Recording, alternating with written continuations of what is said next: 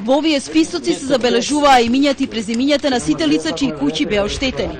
Семејствата ќе добијат по 100.000 денари помош од владата како прва од низата мерки. На средбата кај Кумановскиот градоначалник беа соопштени и останатите мерки кои ќе ги спроведуваат комисии, составени од представници од локалната самоуправа и од владата. Формирана е друга комисија за проценка на штетите, која во рок од 7 дена најхитно треба исто така да ни достави список, завршен список, каде што владата ќе ги покрие сите трошоци за обнова, за реизградба на куќите. За жителите ова е далеко од доволно, бидејќи како што велат, не може ни да се спореди со сето она што го преживеа. Ќе се надокнади, можда нешто ќе се реновира, ама тука што е тој никогаш нема да се надокнади, никогаш. Не смо ми севта одека. Пут има 50 години не е правен, вода нема, канал нема, ќе ти прави куќи. Кој ќе ти прави куќи? Не, никој. Добро, меѓутоа ветија од страна на владата. Колку пута се ветели онија. Гневни се поради целата ситуација, но особено на политичарите.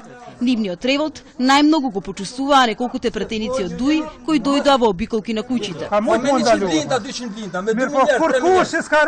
Вие сте знаеле добро дека постои ваква групација, но ниту еден од вас не дојде да праша кои се тие и што прават тука.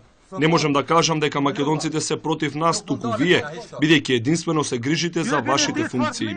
ВМРО и ДУИ треба да доаѓат да не објаснат што е ова, што е направено. Тука да ни кажат зашто е направено ова. Многу посрдечно беа пречекани градоначалникот на Струга Зијадин Села и поранешниот пратеник и учесник во конфликтот од 2001 година Хисни Шачири. Ја поминавме 2001 година, но тогаш не беше така лошо како сега тука. Акцијата била лошо организирана, а се можело да се надмине преку политички диалог. Категорично тврдам дека сето ова е последица на лошата политика на ВМРО-ДПМН и ДУИ.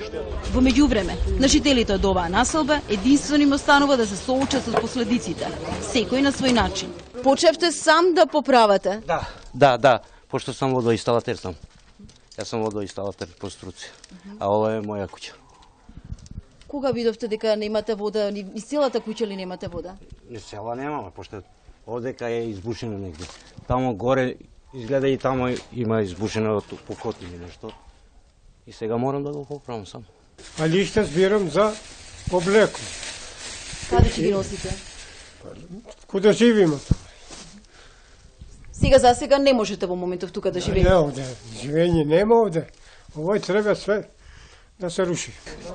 Не знам што да кажам. Катастрофа, што ќе Не знам.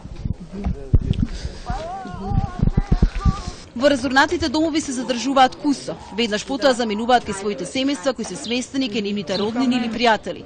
Тука велат, сега е невозможно да се живее. Под зидовите од куќите има дупки од куршуми, а голем број од нив се уште се распрскани долу, по подовите.